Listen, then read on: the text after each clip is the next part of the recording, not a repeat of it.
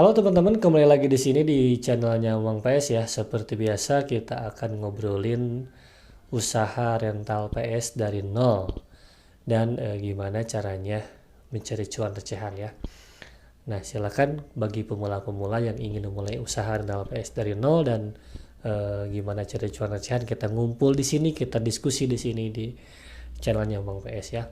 Kali ini saya ingin ngebahas tentang PS Fed ya. Nah, tetapi yang ingin saya bahas adalah apakah PS Fed ini untuk rental cocok. Nah, teman-teman, kemarin ada pertanyaan di kolom komentar, apakah di rentalnya Uang PS menggunakan PS Fed ataukah tidak. Nah, kebetulan saya punya PS Fed dan baru dibeli baru-baru ini ya, mungkin sekitar 14 hari yang lalu kalau tidak salah ya.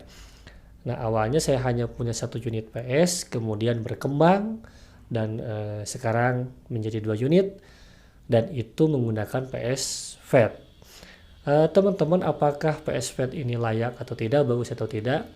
Nah, sampai hari ini memang PS bikin video, bikin konten, PS Fed yang dipakai di rentalnya saya nih itu masih oke, masih prima, masih sesuai ekspektasi. Mudah-mudahan juga terus bagus ya. Nah, teman-teman, bagi teman-teman atau bagi kalian yang ingin membeli PS Fed, tetap harus diperhatikan, paling tidak bertanya secara detail kepada penjualnya ya, karena saya pun begitu di sini. Nah, jadi saya membeli PS Fed ini tidak asal beli, tentunya saya bertanya dulu, karena pada waktu itu juga ada 2 PS ya yang mau saya beli. Pilihannya ada 2, maksudnya ada PS Slim, ada PS Fat. Nah, PS Slim di tempat saya juga itu sangat terjangkau sebetulnya ya.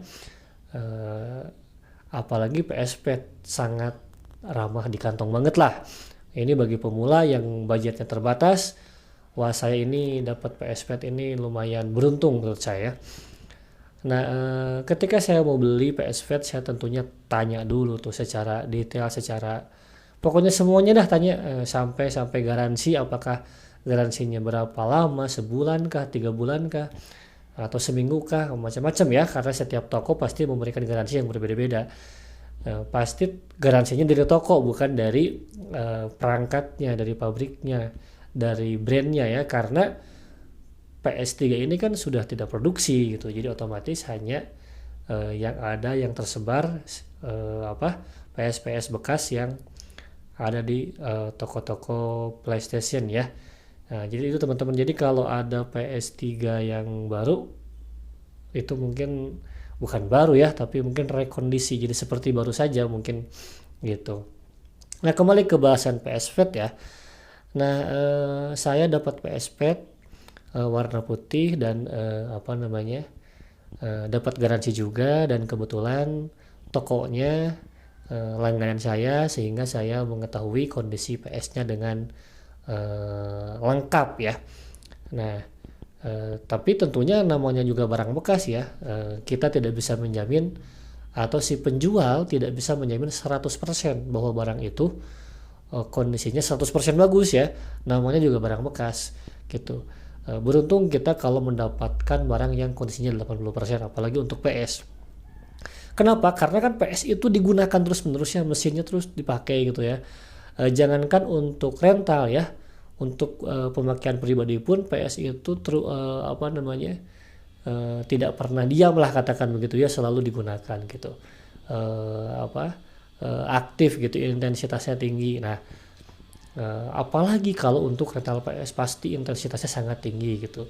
Nah, teman-teman, ketika saya beli PS Fed ini lalu saya pakai di rental, langsung ada yang rental, dan tiap hari itu lebih dari 8 jam yang menggunakan PS Fed yang saya punya ini.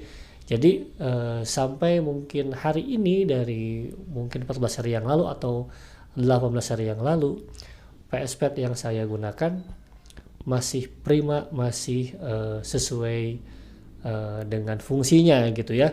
Bahkan itu menjadi room favorit lah. Jadi ada 2 PS Slim sama Fat, ternyata entah kenapa si penyewa atau yang konsumen saya lebih senang menggunakan PS yang fat ini gitu ya.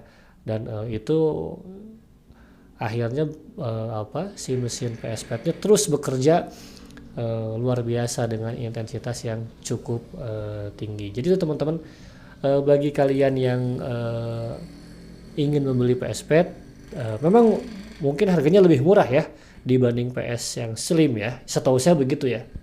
Ini berdasarkan pengalaman. Harganya lebih murah dan teman-teman tetap harus hati-hati, harus bertanya. Tidak hanya untuk fat sebetulnya, untuk slim dan super slim pun yang namanya barang bekas ya.